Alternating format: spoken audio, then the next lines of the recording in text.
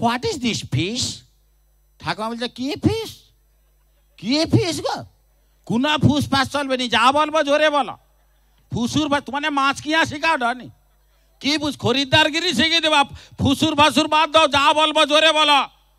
সাহেবরা বলে নো ফুসুর ফাসুর, হোয়াট ইজ দিস ফিশ? ঠাকুমা বলছে একবার বলে কি কানে শোনা জানি, কান কি চড়কা পড়ছে? এত দোকানদার সব দাড়ি পাল্লা ধরিব, কি ফুস দেখবো বাইট ঠুকিয়ে দেবো। ঘটনাটা হচ্ছে, আমি মিরাক্কেল থেকে আসার পরে বাড়ির কাছে বন্ধুরা আমাকে সবাই বলল, ওই তুই মিরাক্কেল থেকে এসছিস, চল দীঘায় যাবো, পিকনিক হবে, একটু ঢুকুঢুকু হবে। ঢুকুঢুকু বুঝতে পারছো দাদা? হ্যাঁ, আমি বললাম বন্ধু আমি তো এসব ঢুকুঢুকু বলে তোর দরকার নেই, আমরা তো আছি, চল না, টাকাটা তুই দিবি। হ্যাঁ বন্ধু দেখো, টাকা আমার, আনন্দ তার। আমি তবুও কিছু করার নেই, বন্ধুদের সঙ্গে দীঘা গেছি। দীঘায় যাওয়ার পর বন্ধুরা আমাকে বলছে, দেখ ভাই তুই যেহেতু মিরাক্কেল থেকে এসছিস, বাজার করে রান্না বান্না করে তোকেই খাওয়াতে হবে, আমরা একটু ঘুরতে গেলাম, এই নে বাজারের ব্যাগ। দাদা আমার হাতে বাজারের ব্যাগ দিয়ে তারা ঘুরতে গেছে। এবার আমি বাজারে গেছি, বাজার করার পরেই মাছের দোকানে গেছি, মাছ কিনে বন্ধুদের রান্না করে খাওয়াবো। মাছের দোকানে গিয়ে যখন দেখি অনেকে অনেক রকমের মাছ নিয়ে বসছেন, তার মধ্যে একজন ঠাকুমা সমুদ্রের মাছ নিয়ে বসছেন, যেটাকে আমরা ঘরোয়া কথায় বলি নোয়া মাছ। ও কাইয়া টাকা বাজার, 500 নোয়া মাছ লেস, এই যে একটা ব্যাপার। সেই নোয়া মাছ, সে ঠাকুমার কাছে আবার 2 রকমের মাছ আছে। এক সাইডে আছে তেল তাঁবড়ি, আর এক সাইডে আছে রূপা বাটিয়া। সে যে বাটিয়াই হোক দাদা, গন্ডগোল আলাদা জায়গায়।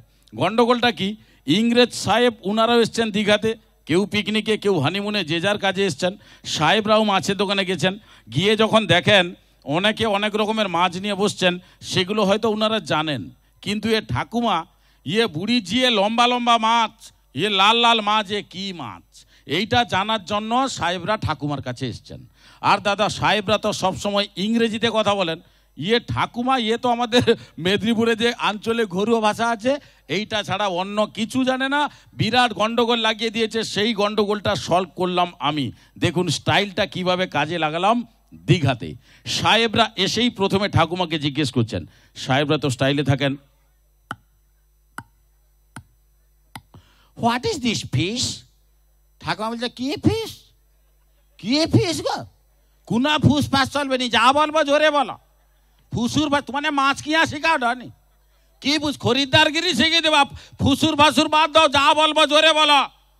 সাহেবরা বলে নো ফুসুর ফাসুর, হোয়াট ইজ দিস ফিশ? ঠাকুমা বলছে একবার বলে কি কানে শোনা জানি, কান কি চড়কা পড়ছে?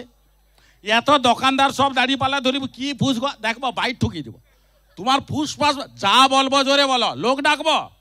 সাহেবরা বলে নো বাইট ঠুকা, হোয়াট ইজ দিস ফিশ? তখন ঠাকুমা মনে বল না, এরা একটা কি জিজ্ঞেস করছে, তবে উত্তরটা দেবে কে? ঠাকুমা যখন দেখলো যে আমি এই মডেল নিয়ে সাইডে দাঁড়িয়ে আছি, ভাবলো এই মনে হয় পারবে। আমাকে ঠাকুমা ডাকলো, এ ভাই এদিকে একটু শোন। আমি কি ব্যাপার ঠাকুমা? বলে ভাই রে, এরা ততক্ষণ থেকে কি ফুস ফাস করছে, একটু উত্তরটা দিয়ে দে তো। আমি আচ্ছা ঠিক আছে ঠাকুমা, আরেকবার বলুক, দিলে আমি উত্তরটা দেবো। দাদা ইংরেজদের সঙ্গে পাঙ্গা নেব, মাথায় চুল নেই, তবে একটু স্টাইল করলাম, জানো প্রচুর আছে, স্টাইল করে দাঁড়িয়ে গেলাম।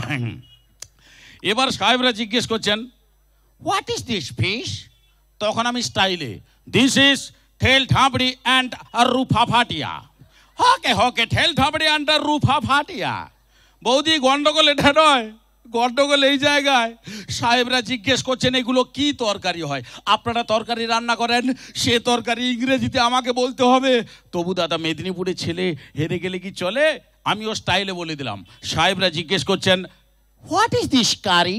তখন আমি স্টাইলে, দিস কারি ঠেল ঠাবড়ি যে ঢাল বাটনা অ্যান্ড রুফা ফাটিয়া এই যে ফাঁকা ঠেঁঠুল ঠক।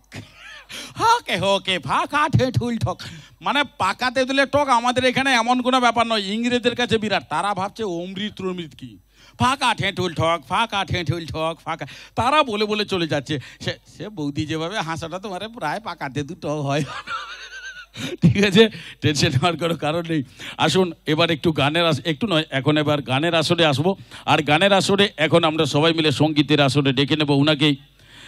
যিনি মঞ্চের মধ্যে আসবেন এখন, যিনার গান আজকে যে আপনারা শুনবেন তা নয়, উনার গান আপনারা শুনেছেন, উনাকে আপনারা দেখেছেন ইউটিউব ফেসবুকে। আপনাদের সবার নয়নের মণি, সেই সঙ্গীত শিল্পী, আপনাদের সবার মনের মণিকোটায় সারা জাগানোর সঙ্গীত শিল্পী এখন মঞ্চের মধ্যে আসবেন আমাদের সুরসন্ধ্যা মিউজিক্যাল ইভেন্টের সুপার সঙ্গীত শিল্পী। Please welcome the one and only মঞ্চে এমডি জসিম। সবাই মিলে জোরদার হাতে তালি। দাদাভাই কল দ্য স্টেজ।